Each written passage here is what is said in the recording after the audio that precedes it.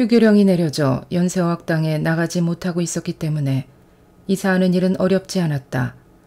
하지만 남편으로부터 너무나 어마어마한 얘기를 들었기 때문인지 팔판동에서도 나는 시중에 나돌던 합수부의 정 총장 연행 가능성에 대한 온갖 소문에 민감할 수밖에 없었고 근심과 초조로 안절부절했다.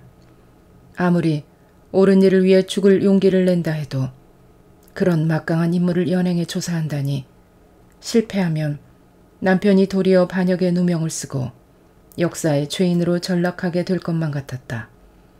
그렇게 힘들 때 남편에게 도움이 될 한마디 말, 확고한 용기를 줄 수 있는 비범한 신념이 내게 있었다면 얼마나 좋았을까.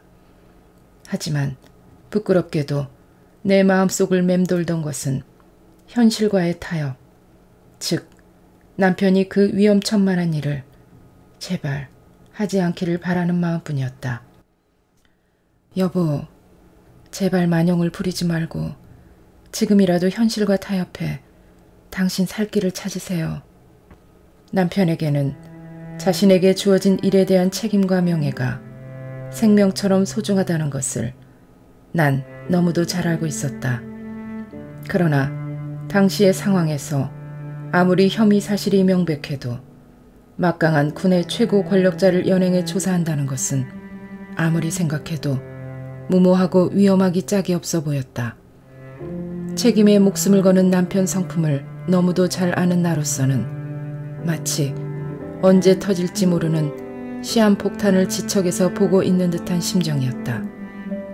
온 가족이 함께 단란하게 사는 것 이상을 꿈꿔본 적이 없는 나로서는 그동안 우리가 모든 것을 바쳐 가꿔온 가정의 평화와 행복이 단숨에 부서져 버릴지도 모른다는 두려움 때문에 심장이 조여왔다. 모처럼 남편이 일찍 귀가해 온 가족이 함께 식사를 할 수 있었던 어느 날 저녁, 나는 남편을 향해 조심스럽게 말문을 열었다. 아무리 그래도 당신은 겨우 육군소장에 불과한데 그 막강한 계엄사령관을 상대로 조사한다는 게 가능하기나 한 일인가요? 어떻게든 남편을 설득하고 싶었다. 내겐 남편인 그분과 내 가족의 평화와 행복만이 나의 전부였다. 남편에게 그렇게 애원할 수밖에 없었던 내 모습은 내 아이를 품고 평생 살아가야 하는 여느 아녀자 그 이상도 그 이하도 아니었을 것이다. 내가 가족들을 너무 걱정시킨 것 같소. 맞는 말이오. 달걀로 바위를 치는 격이나 마찬가지오. 의외로 남편은 순순히 시인했다. 내 근심에 찬 애원 속에서 남편은 가족들의 불안을 보았던 것 같다. 그날 밤 그이는 아이들을 모두 불러 자신의 주위에 앉혔다. 맏아들 제국이 대학생, 딸 효선은 고등학교 2학년, 둘째 아들 재용이 중학교 3학년, 막내 재만은 아직 초등학생이었다. 사태의 심각성 때문일까? 그의 음성은 깊은 바다 밑바닥까지 가라앉아 있었다. 잘 들어라. 세상이 지금 거꾸로 돌아가고 있다.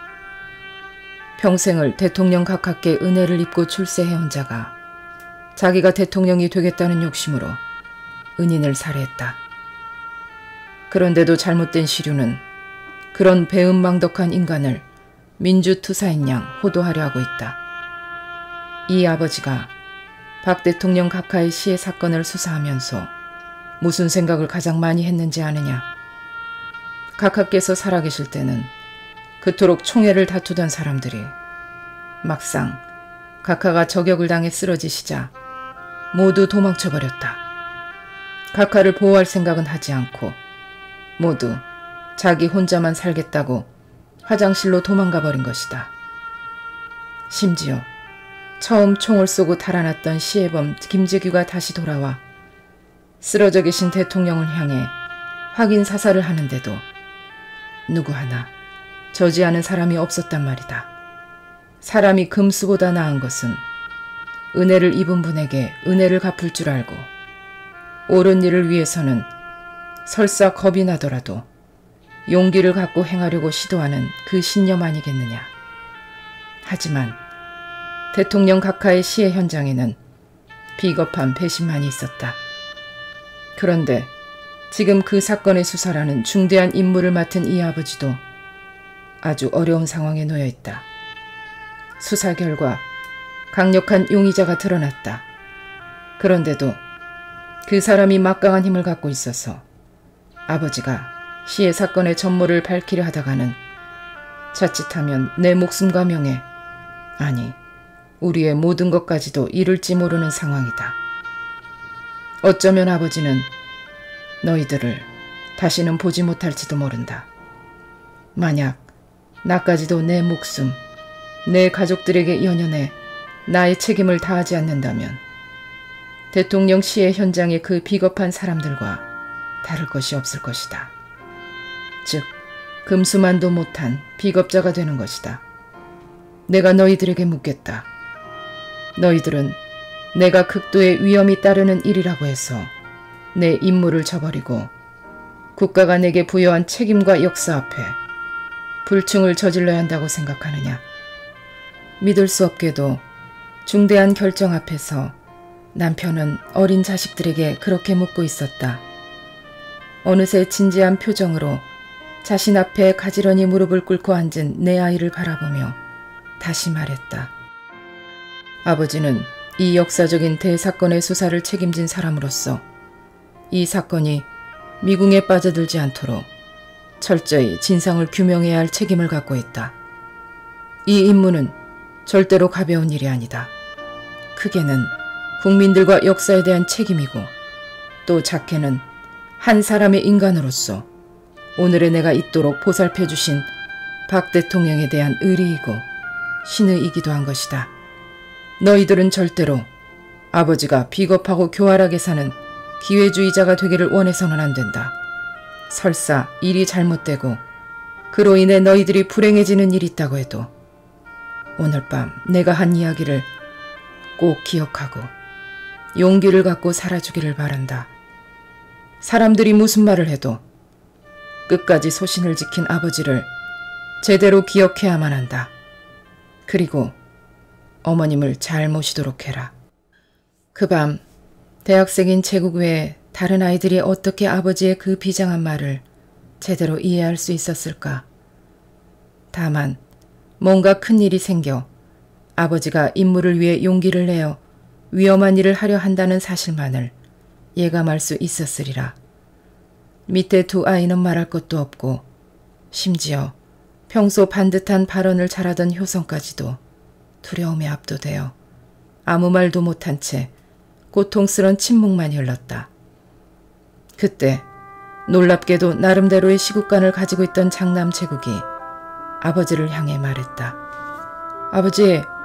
아버지가 옳다고 생각하시는 일이면 부디 소신을 갖고 해 나가주십시오. 저희는 아버지를 믿고 신뢰합니다. 저희 걱정은 마십시오. 의외로 신념에 찬 제국의 당당한 음성이었다. 그이도 설마 자식들에게서 그런 대답을 들을 줄은 몰랐던지 뭉클한 표정이 되어 한동안 말을 잇지 못했다.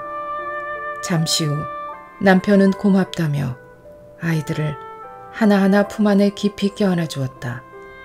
아이들을 돌려보낸 후 남편은 다시 침묵 속에 빠져들었다.